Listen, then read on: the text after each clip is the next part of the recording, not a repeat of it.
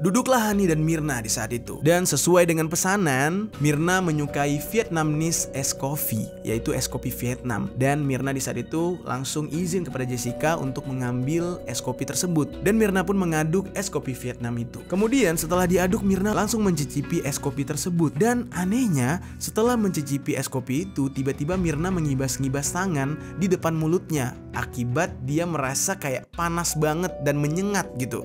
Halo sahabat pena, apa kabarnya? Hari ini kita akan kembali bercerita tentang kisah-kisah yang ada di muka bumi ini. Oke, pada pembahasan kali ini aku akan menceritakan sebuah kasus yang sebenarnya sudah lama sekali terjadi. Pasti kalian udah gak asing lagi dengan kasus yang satu ini, yaitu kasus eksekusi dengan menggunakan racun sianida yang melibatkan Jessica Kumala Wongso serta Myrna. Nah, kasus ini cukup seru untuk kita bahas, jadi mari kita bahas di Kata Pena.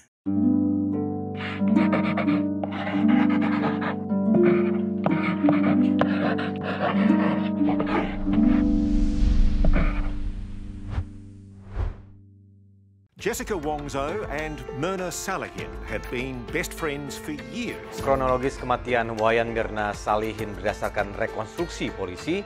Myrna duduk, langsung mengaduk, dia langsung minum, lalu dia langsung bilang, ini tidak enak, ini apaan ini, sobat. Jessica Kumala Wongso, seorang perempuan kelahiran 9 Oktober tahun 1998. Di dalam kasus ini, Jessica berperan sebagai pelaku nih sobat. Jessica merupakan wanita asal Tanjung Priok, Jakarta Utara. Dia tinggal bersama kedua orang tuanya yang bernama Imelda Wongso dan Winardi Wongso. Nah, sebenarnya keluarga dari Jessica ini bisa dikatakan berlatar belakang keluarga yang sejahtera dan juga harmonis. Tapi semuanya berubah semenjak tahun 2005. Dimana ketika itu, dia yang sedang bersekolah di salah satu SMA swasta bergengsi di Jakarta, tiba-tiba harus ditinggalkan oleh orang tuanya yang pindah ke Australia karena mereka ternyata telah membeli rumah di sana dan menetap di negara tersebut. Akhirnya, Jessica yang masih harus sekolah, mau tidak mau harus menetap di Jakarta sendirian. Dan selama di Jakarta, dia menetap sampai 3 tahun lamanya. Nah, itu lumayan cukup lama untuk seorang anak remaja yang sebenarnya masih membutuhkan perhatian kedua orang tua. Jadilah setelah itu, 3 tahun berlalu, Jessica pun lulus dari sekolahnya. Dia lulus tepat di tahun 2008. Nah, ketika itu Jessica memutuskan untuk menyusul kedua orang tuanya ke Australia dan melanjutkan pendidikannya di sana, yaitu dia berkuliah di Billy Blue College dengan mengambil jurusan graphic design. Ketika Jessica masuk kuliah, Jessica ini berusaha mencari tahu apakah ada orang Indonesia yang juga kuliah di sana, karena dia membutuhkan teman yang kalau bisa temannya sama-sama dari Indonesia. Ya kurang lebih biar obrolannya nyambung, jokesnya nyambung dan bisa diajak nongkrong terus. Serta ya hal ini bisa mengobati kerinduan Jessica terhadap Indonesia. Lalu seiring berjalannya waktu, akhirnya dia bertemu dengan orang Indonesia yang juga tinggal di Australia. Dia bertemu dengan seorang perempuan yang bernama Wayan Myrna Salihin atau lebih dikenal dengan Myrna. Myrna kebetulan mengambil jurusan yang sama dengan Jessica dan di dalam kasus ini Myrna merupakan korbannya. Myrna ini berasal dari keluarga yang cukup sukses juga alias orang kaya. Nama orang tuanya adalah Darmawan Salihin dan Niketut Sianti yang merupakan pengusaha kurir dokumen internasional dan beberapa perusahaan lainnya yang mempekerjakan ribuan karyawan. Jadi bisa dikatakan Myrna ini anak orang kaya juga. Berbeda dengan Jessica, keluarga Myrna sudah tinggal di Australia semenjak Myrna SMP dan Myrna memang tinggal di sana. Lalu singkat cerita, Jessica dan Myrna pun akhirnya dekat dan mereka memiliki 2 orang teman lainnya yang juga berasal dari Indonesia. Namanya adalah Hani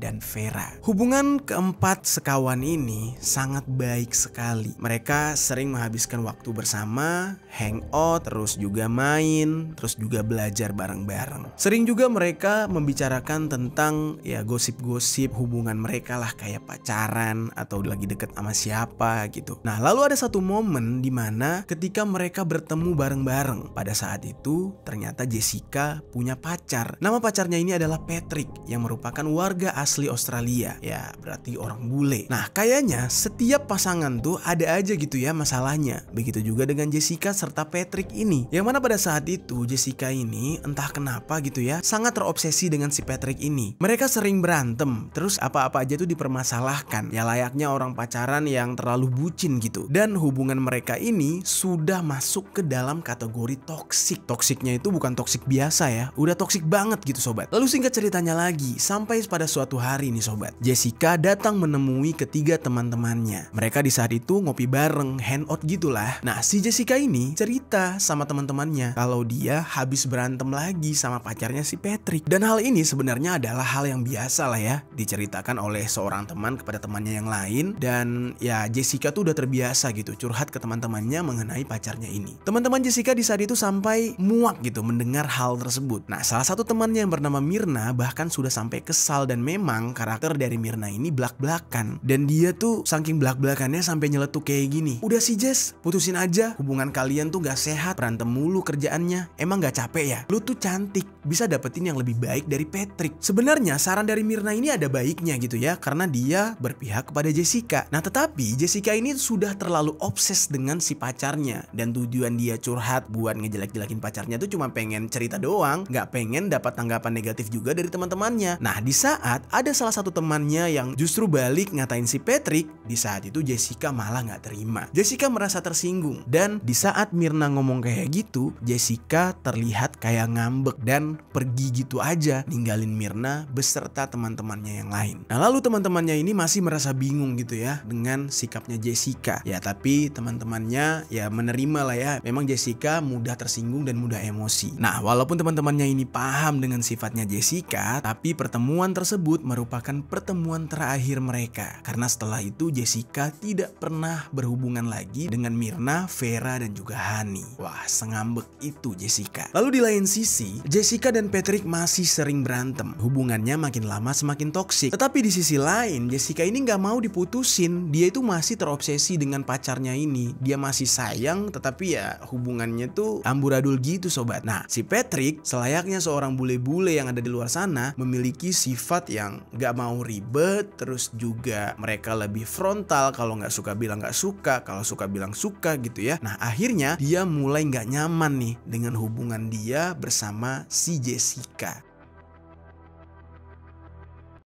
Akhirnya beberapa bulan kemudian, tepat pada tanggal 28 Januari tahun 2015, Patrick yang mulai takut dengan sikap Jessica ini akhirnya melaporkan Jessica kepada pihak kepolisian. Wah ini udah berlebihan banget ya, sampai-sampai pertikaian hubungan kayak gini harus melibatkan polisi. Ya tapi jangan samain ya polisi di Australia dengan polisi di negara kita sobat. Polisi di negara kita jangankan hal sepele kayak gini, orang kemalingan aja baru tuh diurusin. Oke lanjut lagi. Nah mengetahui kalau Patrick ini sudah sangat serius ingin berpisah dengan dia, sampai-sampai bikin laporan polisi segala, akhirnya Jessica di saat itu sangat-sangat frustasi. Dia sampai-sampai mengancam akan mengkoitkan diri atau mengeksekusi diri jika Patrick memutuskan dia. Dan Patrick lagi-lagi melaporkan hal ini kepada pihak kepolisian, menceritakan kondisi Jessica yang sudah semakin parah. Nah karena laporan dari Patrick ini, akhirnya pihak kepolisian di sana itu mendatangi Jessica dan membawa Jessica ke psikolog. Wah sampai seperhatian itu ya.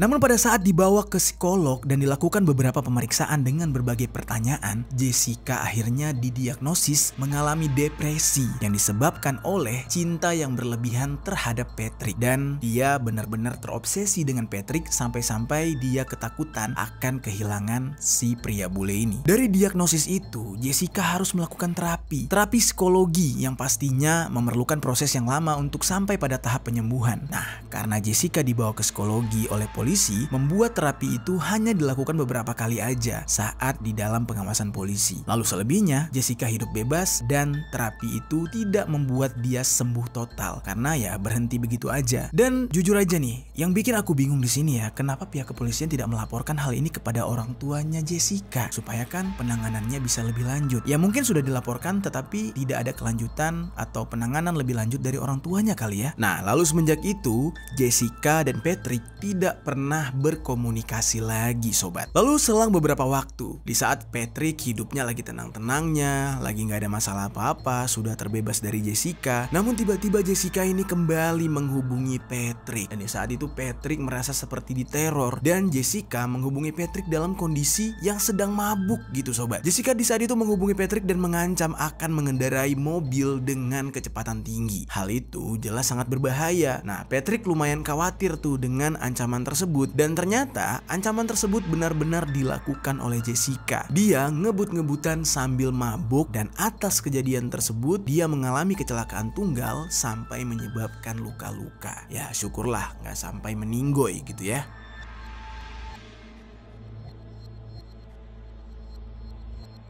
Atas kejadian itu, Jessica akhirnya ditangkap oleh pihak kepolisian lagi. Kecelakaan tersebut hampir saja membuat Jessica dipenjara 2 tahun. Namun entah upaya apa yang dia lakukan, ya namanya juga anak orang kaya gitu ya, akhirnya dia lolos dari hukuman tersebut. Ya mungkin setelah membayar jaminan.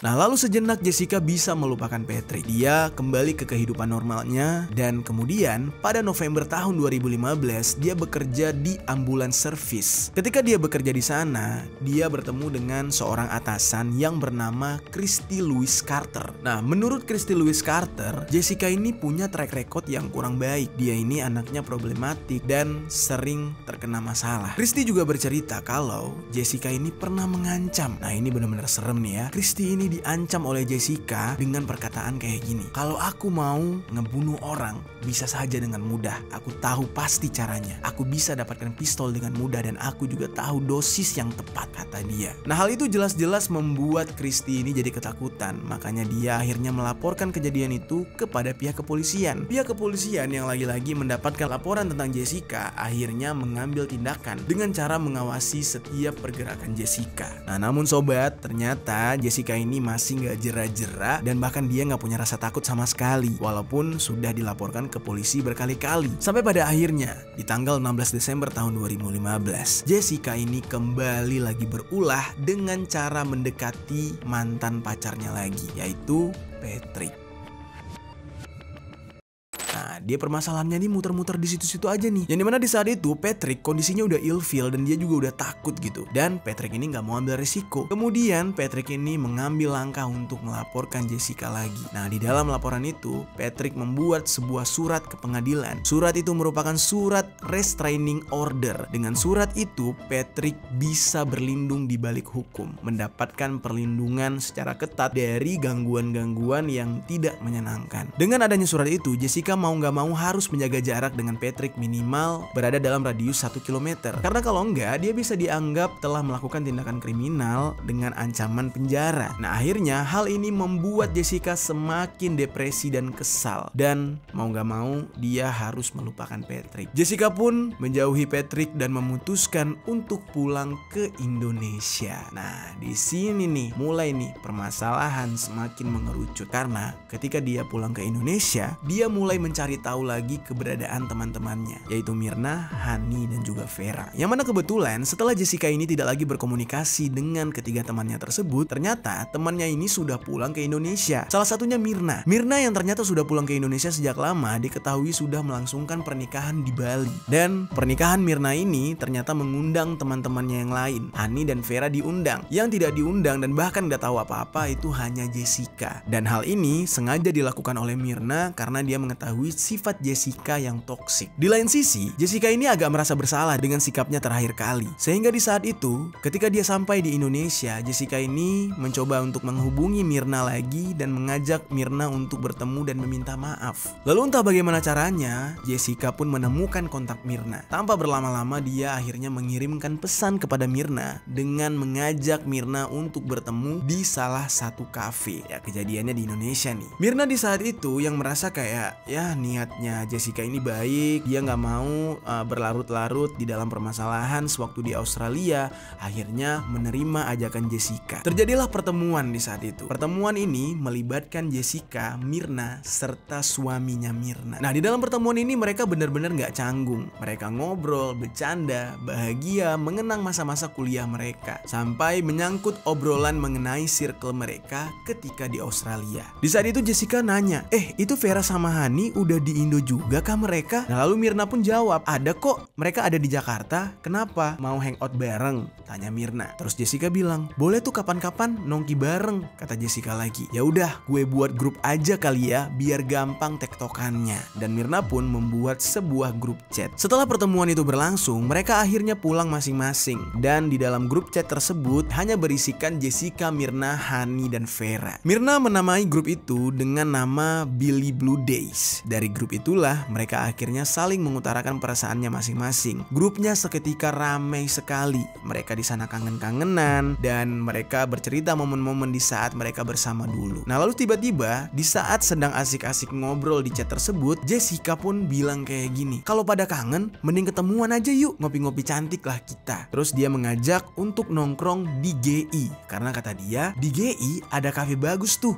Cafe Oliver. Gak lama semua mereka yang ada di grup tersebut pun setuju dengan ajakan Jessica dan mereka pun mengatur waktu untuk pertemuan tersebut. Nah singkatnya, setelah perjanjian di grup chat pada tanggal 6 Januari tahun 2016, mereka pun memutuskan untuk bertemu di Olivier jam 17.00 sore. Karena Jessica yang mengajak mereka bertemu, jadi Jessica ini inisiatif untuk datang duluan. Nah tapi pada saat itu Jessica nggak bilang di grup itu kalau dia udah datang duluan. Dimana ketika sekitar jam 3:30, Hani nanya tuh ke Jessica, sudah di mana? Apakah udah jalan atau belum? Dan di saat itu Jessica menjawab kalau dia masih di jalan. Padahal jelas-jelas Jessica di saat itu sudah datang bahkan dari jam 15.30. Nah informasi ini gue ketahui dari kronologi kejadian ya sobat, yang mana datangnya Jessica tersebut terekam di CCTV.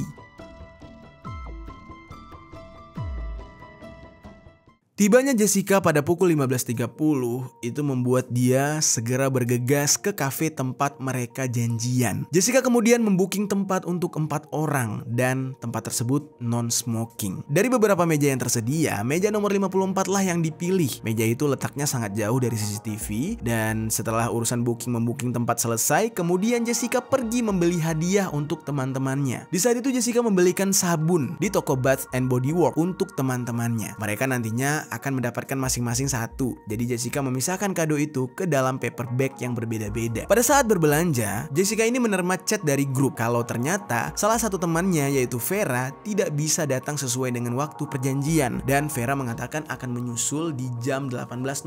Lalu Mirna yang saat itu sedang dalam perjalanan terlebih dahulu janjian di lobi GI dengan Hani. Setelah mendapatkan pesan dan melakukan pembayaran sabun tersebut, Jessica menanyakan kepada teman-temannya suka minum apa dan ketika itu Mirna menjawab dia suka Vietnamese Ice Coffee dan teman-temannya yang lain maunya koktail.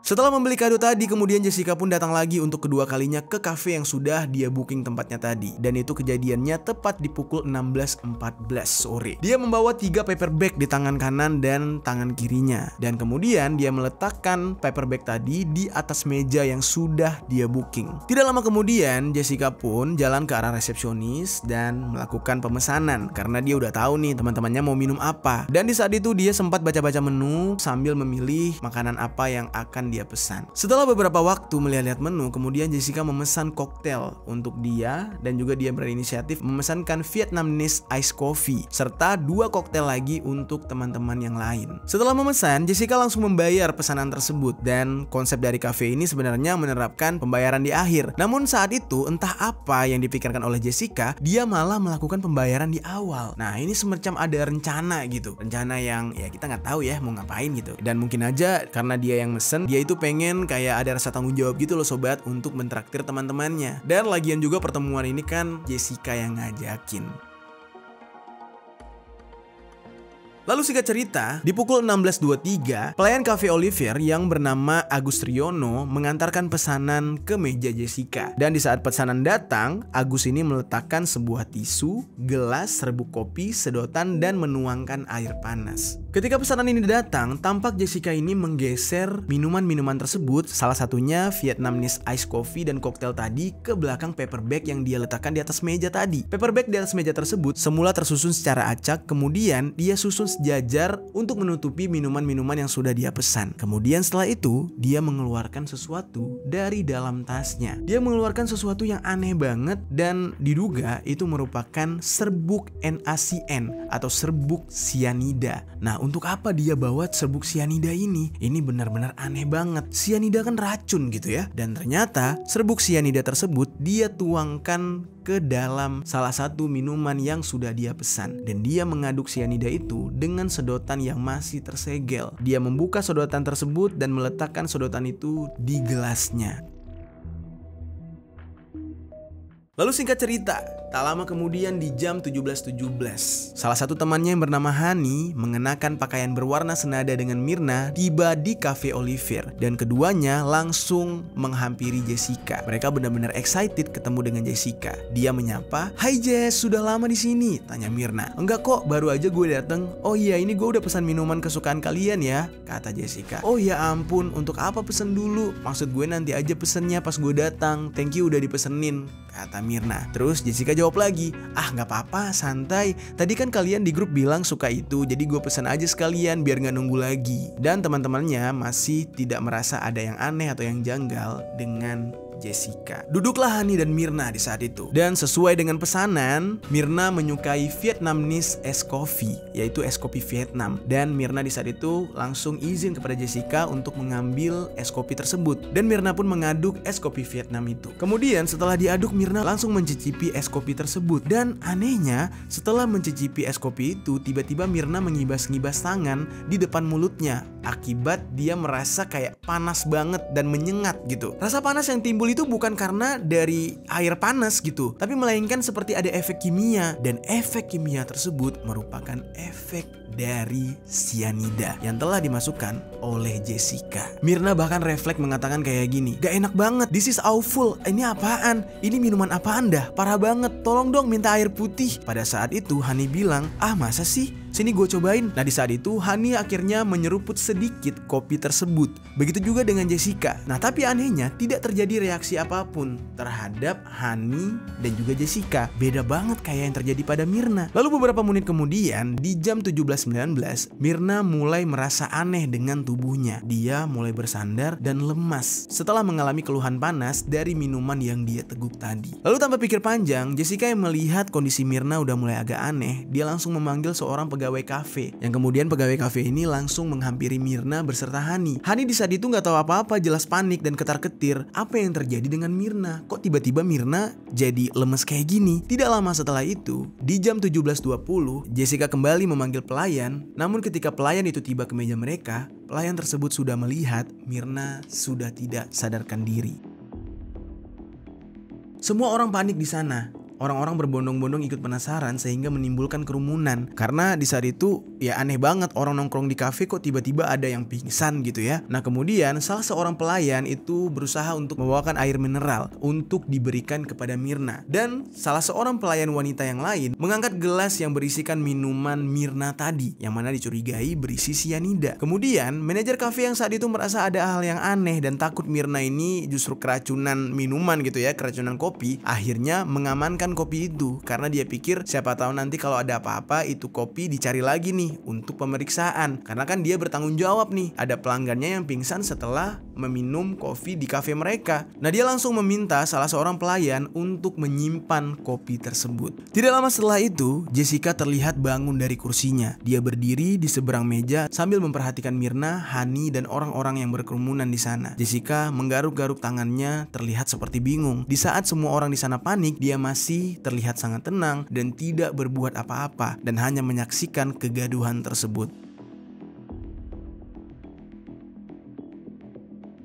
Lalu tidak lama kemudian, salah seorang pelayan Cafe Oliver itu membawa sebuah kursi roda agar bisa digunakan untuk membawa tubuh Myrna. Nah, mereka pun melakukan evakuasi terhadap Myrna dan di saat itu ya Hani terlihat sangat panik dan melakukan pemanggilan telepon kepada Arif Sumarko yang merupakan suami Myrna. Di saat itu mereka ngobrol kayak gini. "Halo Rif, lu di mana? Cepet balik ke GI. Ini Myrna kejang-kejang, mulutnya berbusa." Arif langsung bilang, "Hah? Berbusa gimana?" Hani bilang lagi, "Nggak tahu, lu sini makanya. Nah lalu Arif bilang, ya udah lu tetap di situ, jagain Mirna, gua kesana sekarang. Arif yang panik langsung segera datang menghampiri mereka. Pada pukul 17.27 Mirna sudah dibawa oleh staf Cafe Olivier ke klinik yang ada di GI. Namun karena tidak dapat melakukan penanganan, Mirna langsung dibawa pergi dengan menggunakan kursi roda untuk menuju ke mobil suaminya. Nah akhirnya suaminya Arif tiba di sana dan membawa Mirna ke rumah sakit. Ketika di dalam perjalanan masih saja terjadi drama. Di saat itu kondisi Mirna sudah sangat memprihatinkan. Mulutnya terus mengeluarkan busa dan dia terlihat kejang-kejang. Sementara itu Hani memegangi tubuh Mirna yang masih kejang-kejang. Jessica juga ikut di dalam perjalanan tersebut dan ketika itu Hani meminta tolong kepada Jessica untuk membuka maps dan mengarahkan jalan ke RS terdekat. Lalu Jessica bilang dengan santainya, sorry gue gak ada paket data. Arif suami Mirna yang mendengar hal itu jelas sangat-sangat kesal. Kemudian ujung-ujungnya Arif sambil nyetir membuka map sendiri. Ketika sampai di rumah sakit, sebelum masuk Jessica ini diarahkan oleh Arif untuk menemui satpam agar bisa diambilkan tandu untuk Mirna. Nah hal ini dikarenakan kondisi di saat itu ya lumayan padat. Mobil mereka harus antri di belakang beberapa mobil yang datang bersamaan untuk masuk ke RS. Lalu Jessica yang dimintai tolong oleh Arif akhirnya turun dan dia setelah turun tidak melakukan apa-apa. Yang ada ketika dia turun, dia malah pelangap-pelongo mencari satpam. Yang mana jelas-jelas satpam itu ada di depan dia padahal. Dan Arif benar-benar sangat kesal dengan kelakuan Jessica ini. Dan Arif langsung turun dan memanggil satpam di saat itu. Dan akhirnya Mirna pun mendapatkan penanganan dari RS Abadi Waluyo. Dan di saat itu kondisi Mirna sudah dalam keadaan tidak lagi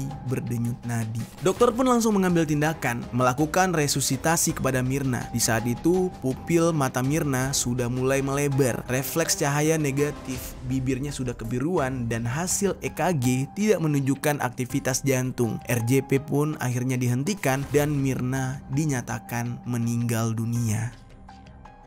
Suami Mirna, Arif, di saat itu berteriak menangis histeris mendengar kabar kalau istrinya meninggal dunia. Begitu juga dengan sahabatnya Hani yang ikut hadir di RS tersebut. Mereka tidak menyangka Mirna akan pergi secepat itu. Namun anehnya, lagi-lagi Jessica yang ada di tempat tersebut terlihat bagaikan psikopat. Dia merasa sangat tenang seperti tidak ada hal yang terjadi di sana. Dia nggak merasa kehilangan, nggak ada ekspresi. Dia benar-benar terlihat sangat datar. Namun pada saat itu, karena Hani dan juga Arif beserta orang-orang lain yang hadir di sana hanya berfokus kepada Mirna, mereka tidak menyadari ada keanehan terhadap Jessica. Dan pada akhirnya keluarga pun datang ke rumah sakit tersebut untuk menjemput jasad Mirna. Singkat cerita, di hari lain, pada hari pemakaman Mirna, ketika itu kakak Mirna itu menelpon dan menanyakan kemana Jessica. Bukankah dia ada di lokasi ketika ini terjadi? Dan bukankah pertemuan tersebut diajak oleh Jessica? Dan kenapa ketika Mirna meninggal dunia Jessica justru tidak datang ke prosesi pemakaman? Dan ketika ditelepon,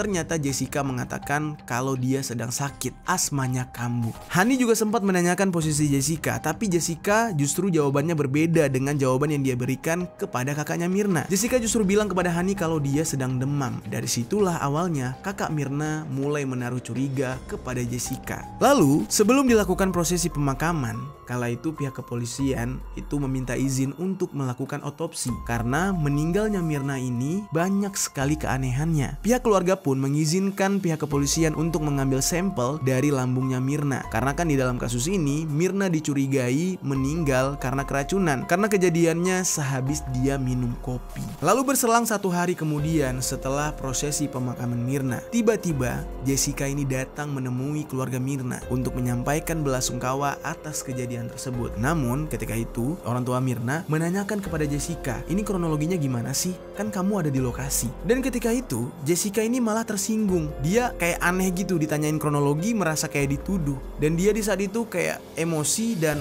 langsung berpamitan pergi dari rumah Mirna. Jadilah di saat itu orang tuanya merasa aneh terhadap Jessica. Ini anak kenapa kok ditanyain baik-baik kayak merasa tersinggung dan merasa marah. Padahal orang tuanya juga bertanya hal yang sama kepada Hani. Dan Hani menjawab ya dengan baik-baik aja karena memang Hani salah satu saksinya. Tetapi Jessica ini justru bersikap lain, semacam ada yang disembunyikan. Singkat cerita, 4 hari kemudian dokter forensik pun menemukan penyebab dari kematian Mirna. Penyebabnya adalah adanya kandungan kimia yaitu racun sianida seberat 0,25 mg di dalam tubuh Mirna. Dari hasil itulah polisi akhirnya menyatakan kalau Mirna itu telah diracuni, bukan teracuni. Di dalam kasus ini sebenarnya banyak terduga tersangka, di mana di dalam pemeriksaan pertama itu sampai ada 22 orang yang dicurigai. Namun setelah dilakukan penyelidikan lagi dan penyelidikan pun mengerucut, akhirnya dugaan dari berbagai bukti itu mengarah ke Jessica. Jessica pun langsung dijemput oleh pihak kepolisian dan harus menghadapi berkali-kali persidangan. Bahkan sampai saat ini sudah melewati 32 kali persidangan dan puluhan saksi dihadapkan ke pengadilan. Namun anehnya, sampai saat sekarang ini belum terungkap apa motif dari kasus ini. Singkat cerita, akhirnya hakim pun menyatakan kalau Jessica bersalah atas kasus pembunuhan berencana kepada Myrna dan menjatuhkan vonis hukuman 20 tahun penjara. Dan untuk sementara di dalam persidangan ini